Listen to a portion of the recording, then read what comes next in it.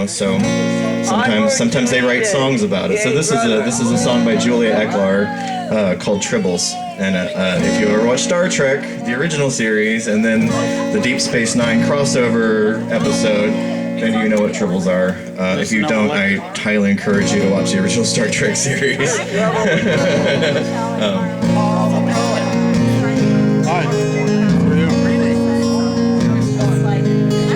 Silent nights get lonely, daydreams go away, left with only night dreams and little left to see. My quarters dark and empty, a fortress made of glass, seems shattered all too gently, for I'm up to my ass in tribbles every place but here. Their voices fill the air, their little furry faces gaze at you from everywhere. So far they've caused a major brawl, a traitor suicide. The Klingons cleared this quadrant fast because they're on our side. Captain, I am quite obliged to suffer this with cheer. But after just one baby boom, the bridge is never clear of tribbles in the engine room, or Scotty's at wit's end. Just when we think we found the last, they reproduce again. They're eating all our food, our clothes, cosmetics, lubricants. The turbo lifts are choked with little uncles, little aunts. There's nowhere we can run to, isn't overrun.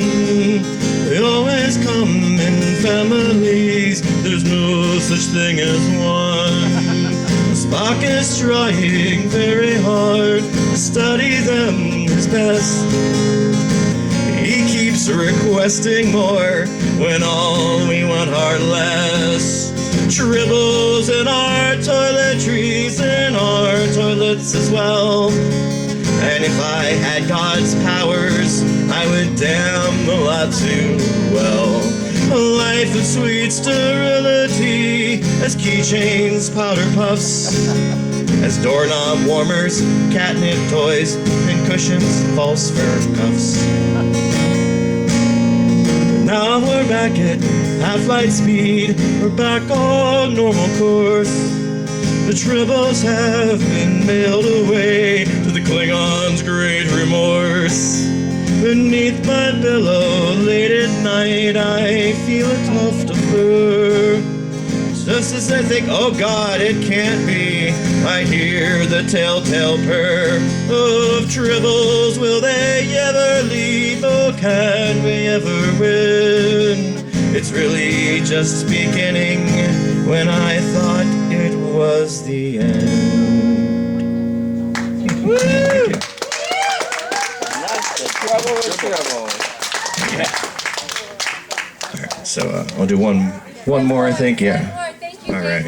We'll do one more. This one was written by Leslie Fish, and this is the story of the Wendigo, which is a cryptid if you play Fallout 76. But it was a very real sort of thing that the Native Americans were very afraid of. So this is a bit of an alternative telling of it.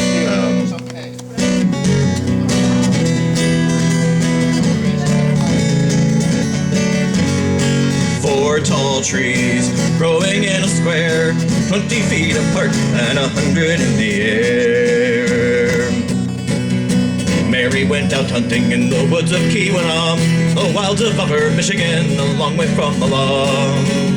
And as the night grew closer, her feet began to tire. She set her lean to shelter, she set her cooking fire between four tall trees, growing in a square, 20 feet apart and 100 in the air. And as her stew was boiling, she heard a rushing sound, as if the winds were running hard, far above the ground. The winds told of in legends no one wished to know. memory came a bit of the tale of Wendigo in the 4 tall trees, growing in a square, 20 feet apart and 100 in the air. The Chippewa told white men that many years ago, a renegade turned cannibal became the Wendigo. The Chippewa told Matey a very different tale of sorcery mistaken that turns red faces pale in the 4 tall trees, growing in a square, 20 feet apart and 100 in the air. In centuries forgotten, the ancient people found the uses of pure copper and built a sacred mound. They hammered copper vessels, they hammered copper knives, they offered to the spirits there corn and blood and lives in the 4 tall trees, growing in a square, 20 feet apart and 100 in the air. In one hard winter's hunger, they made a sacrifice to spirits of the forest of wind and fire and ice. And they sacrificed a prisoner, his blood spilled on the corn. And when they cast it in the fire, the Wendigo was born in the 4 tall trees, growing in a square, 20 feet apart and 100 in the air. They called the beast Windwalker, they called it voice of flame. It calls men to destruction, it's called Sponge by name. It stalks the deepest forest, it walks the lightest breeze, and when it lacks the souls of men, it eats the moss from trees like the 4 tall trees, growing in a square, 20 feet apart and 100 in the air. It took the Chippewa hunters, the Matey trappers too, and left scorched footprints in the snow, such as no men knew.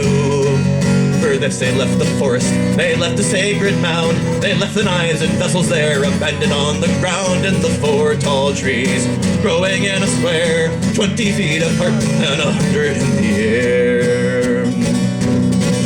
As Mary sat remembering and banked the fire high, from out the distant forest there came an eerie cry. She looked up to the heavens and something there looked down. A silhouette against the stars, 1 foot on every crown of the 4 tall trees, growing in a square, 20 feet apart and 100 in the air. Its outline was not human, nor a beast men know, and where its bulging head looked down, she saw 2 embers glow. It stood upon the treetops, its wings stretched out beside. They faded out to nothing, 12 yards to either side of the 4 tall trees, growing in a square, 20 feet apart and 100 in the air. Its voice was rushing windsong, its voice was roaring flame. It whispered half-felt promises and clearly called her name. It promised, come and fly with me, and we will soar away, and fly above this dreary world forever and a day from these 4 tall trees, growing in a square, 20 feet apart and 100 in the air. Well, Mary grabbed the nearest tree and gripped the nearest stone. She cried, "Be gone, you liar, and leave me here alone! I am no lonely trapper, nor wandering crownless brave, but I have friends and family here, and a life that I would save in these 4 tall trees, growing in a square, 20 feet apart and 100 in the air." By word and will they battled, and neither would give way, until the moon rose up the sky and washed it pale as day. The Wendigo gave over and turned away again, and let go from the treetop, soaring straight against the wind in the 4 tall trees, growing in a square, 20 feet apart and 100 in the air. Perhaps it wasn't hungry, perhaps her will was strong, perhaps the ties of earth and kin had bound her well and long. She could not say what held her against Windwalker's call, but she fed the fire until the dawn and did not sleep at all in those 4 tall trees, growing in a square, 20 feet apart and 100 in the air. In those 4 tall trees, growing in a square, 20 feet apart and 100 in the air. Thank you. Yeah, that's a lot of lyrics to remember.